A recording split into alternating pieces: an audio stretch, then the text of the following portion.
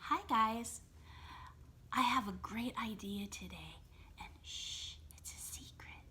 Don't tell your mom. We can make a rose or a flower bouquet for your mom for Mother's Day. If you're a younger kid and the roses seem like they might be too hard for you, all you need to do is get some colored paper and draw some flower shapes. See here, I just drew sort of a freehand daisy shape, and you can draw your flowers however you want, and you can even color and decorate them to make them colorful and beautiful. Then after you've done that, I want you to punch a hole using a hole punch, or get somebody to help you, somebody who's older, and you can use the point of the scissors and poke a hole through the middle and stick it through the top of a straw. And then what I did was I took my scissors and I cut up the top of the straw to help hold the flower in place, but also to make it look sort of like the center of a flower. Can you see that? How I cut it into a bunch of little pieces? So that's the center of my flower, and here's the stem of my flower. And then I just cut out a leaf shape, which I just really kind of cut a circle that's sort of pointy at both ends and stuck that on my straw, and I've got a flower. And you could make a whole bouquet of these for your mom in different colors or in her favorite color.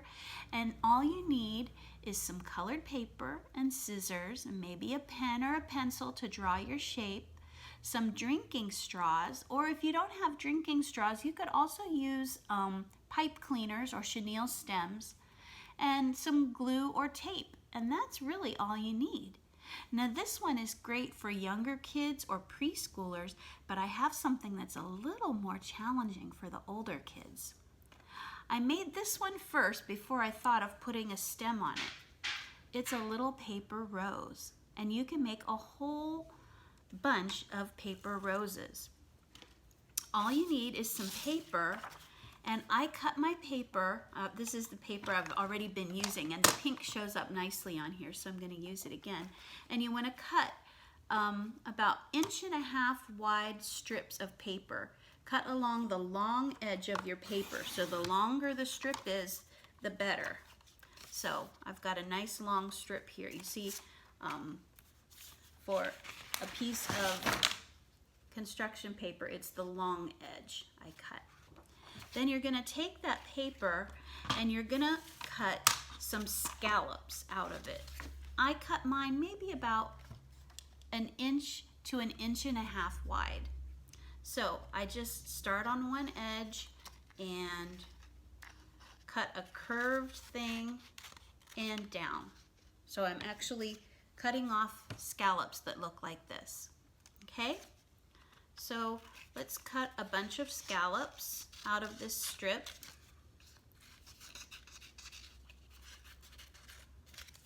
And they don't have to be perfect because they're going to turn into petals, and rose petals or flower petals in nature are not perfectly symmetric. Some of them are more curvy, some of them have some rough edges, and that's fine. Okay? So you're going to cut until you have a whole bunch of these, probably 6 or 7 of these little scallops. Okay? The next thing we're going to do is we're going to take a drinking straw and we're going to roll up one of those scallops until it's just a little teeny tube like this. See that? I just rolled it into a tube. Kind of pinch one end, and you're going to stuff that into the tip of your straw, and that's going to make the center of your flower. Okay? Next, we're going to take these scallops, and I'm going to use a tape runner because it works faster for showing you, but you can use glue, liquid glue. In fact, the first one I did, I used liquid glue. You could use Elmer's glue, anything, it's fine. But I'm going to take this double-sided tape runner and I'm just going to run it all along the bottom of my scallop. So the curved part is at the top, the tape is all at the bottom. And then I'm going to take my scallop and I'm going to sort of bend that curvy part out so it acts like a flower petal. And I'm gonna wrap this around my center.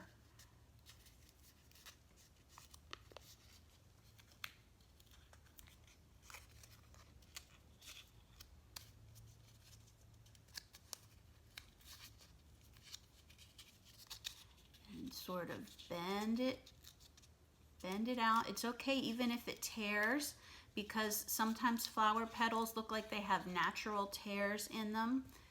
And then I've got to just kind of pinch it so it stays tight around the flower at the bottom. I might need to add a little bit more tape or glue to get it to hold in place. And see, mine tore a little bit there, but it's okay. It looks very natural. And I'm just going to keep wrapping those petals around my stem until I have a whole flower. So I'm going to put you guys on pause for a minute. I'm going to finish this one since I showed you some that are finished already, and then I'm going to come back and show you how to do the green on the outside to finish it off. And here's what I've come up with. Here's my rose. Now, I pulled it off the stem while I was working on it, but here's what you should have right now is, tuck it back in there in the tip of my straw, and there's what you should have right now is your paper rose. Now, to finish it off, what you're going to do is you're going to take a little piece of paper and cut a hole in the middle of it, and then you're just going to randomly, jaggedly cut little like triangles, and they're going to be kind of longer at the corners.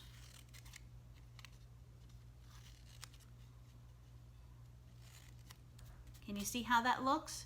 You're going to do that. Let me cut the other corner so you can see how the corners are a little bit longer.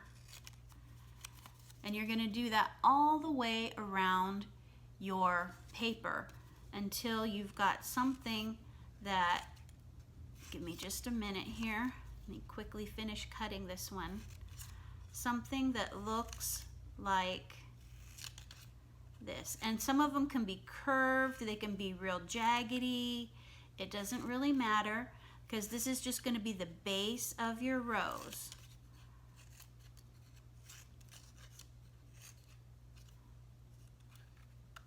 And one more little snip, and there we go. See, some of them are bigger, some of them are smaller. It's not perfectly round, it's kind of squarish still, and I've got this hole in the middle of it. Now what you're going to want to do is put some glue all the way around that hole, and a little bit even up on some of the smaller spikes of your flower base. Okay, I've got that all nice and sticky.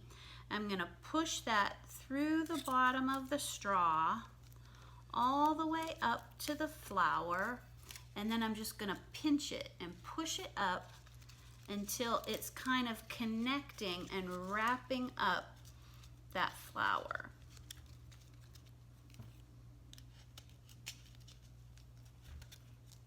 Here we go. You see that? So on the bottom, you can see a little bit of the pink through there, but that doesn't really matter. On the bottom, you can see it looks like the base of the flower, and on the top, you can see just little bits of green peeking around your rose. Now, if you want to, you can cut some leaves for your flowers. And basically, again, I just take a little square, sort of pinch it in half. It doesn't really matter if there's a fold. And then I make it pointy at one end, curve around, and sort of pointy at the other end. Unfold it, and there I have a nice little leaf shape. This one's not too pointy at one end, but that's okay. And then I'm just going to, again, stick some glue or tape on that, and I'm going to wrap the base of it around my straw or my chenille stem, and kind of flatten it a bit to push it open. And there I've got a leaf on my rose. And you could make a whole bouquet of these for your mom. I started off, the first couple that I made, I didn't think of putting a stem on it. And then I thought, well, what in the world are they going to do with these? So then I came up with the idea of putting a stem. So you could do a mixture of flowers. You could do some daisies and roses. I showed you how to do daisies for the littler ones, or you could do all roses, or you could do all daisies. You could design some of your own if some of you wanted to get creative and do tulips or other kinds of flowers, and make a little bouquet for your mom for Mother's Day. I think she'll love it.